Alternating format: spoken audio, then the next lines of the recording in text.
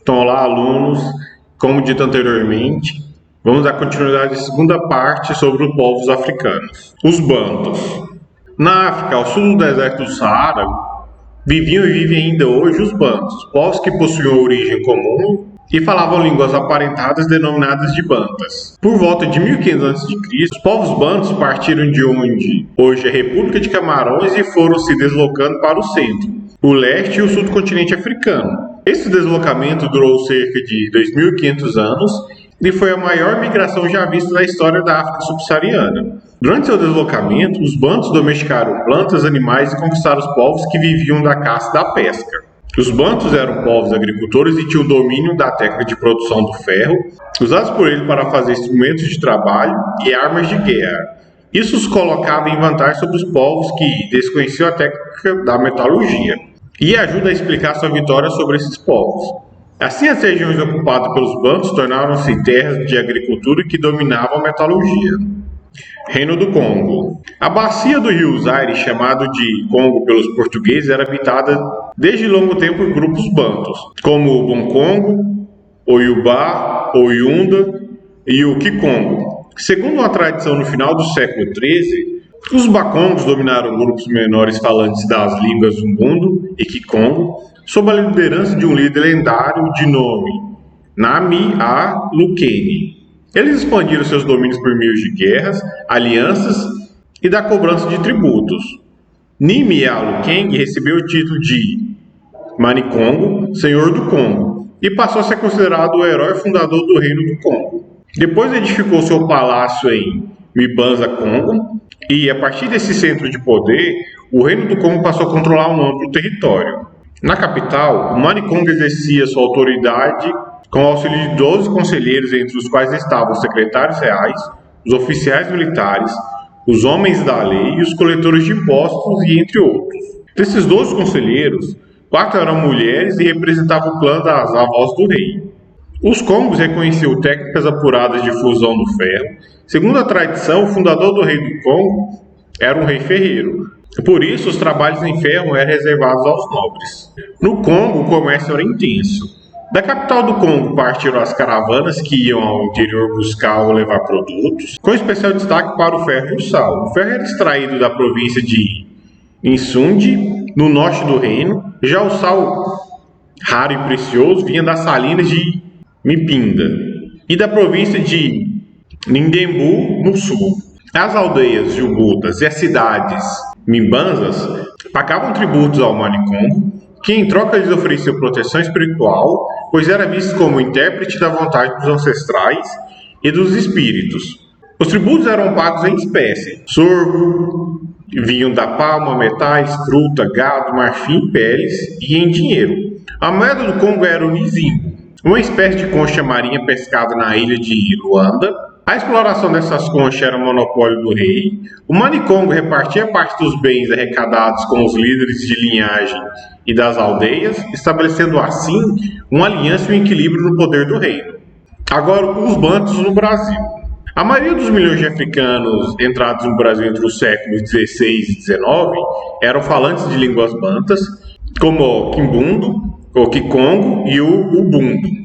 Isso ajuda a explicar porque essas línguas estão entre as que mais influenciaram o português falado no Brasil.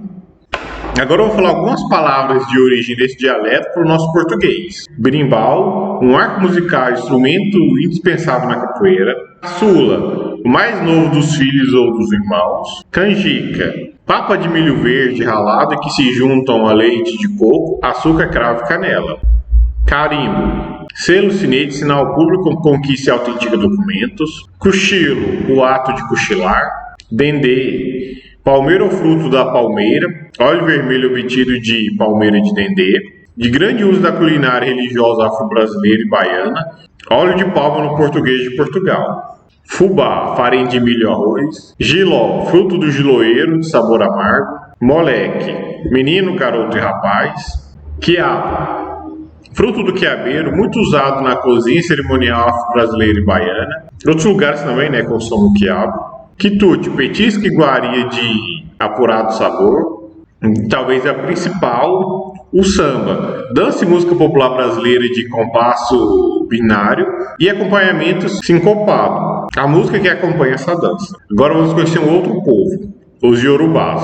Nas terras da África Ocidental viviam povos igualmente importantes na formação cultural do Brasil. Entre esses povos merece destaque a atenção dos Yorubás. Os Yorubás construíram uma civilização marcadamente urbana, com cidades de ruas e avenidas retas e mercados movimentados. Entre as principais cidades Yorubás naquela época destaca-se Ife, Quechua e Oyo, capital política e economia. A força econômica das cidades Yorubás vinha sobretudo do comércio. Seus comerciantes, homens e mulheres, circulavam por terra e pelos rios da região em canoas carregadas de produtos da floresta, pele de leopardo, pimenta, marfim, noz de cola, além de objetos de couro, metal e marfim confeccionados por seus artesãos. Na cidade de Oyo, capital política dos Yorubás, haviam bairros especializados em costume, serralheria e fundição, que teve seu período de maior esplendor entre os séculos XII e XV, era a cidade sagrada dos Yorubás, sua capital religiosa e é visto por eles até hoje como o umbigo do universo, local onde tudo começou. Daí a importância espiritual de Ifé para todas as comunidades Yorubás na África e no Brasil. Em Ifé, o poder político e religioso era exercido pela mesma pessoa, o Oni. Ele administrava a cidade, distribuía a justiça e era o responsável pelos cultos religiosos, visando as boas colheitas. Era o Oni também que confirmava a autoridade dos líderes de outras cidades Yorubás, como Queto e Iyo. Quando alguém chegava ao poder, tinha de se dirigir ao Ifé para ter sua autoridade confirmada por ele. Apesar de compartilharem uma mesma língua e possuir uma base cultural comum, os Yorubás não chegaram a compor um estado centralizado. A semelhança dos antigos malineses, as suas cidades eram cidade-estado ou cidade-reino, como preferem alguns especialistas no assunto. As cidades Yorubás não formavam uma única política, eram independentes umas das outras.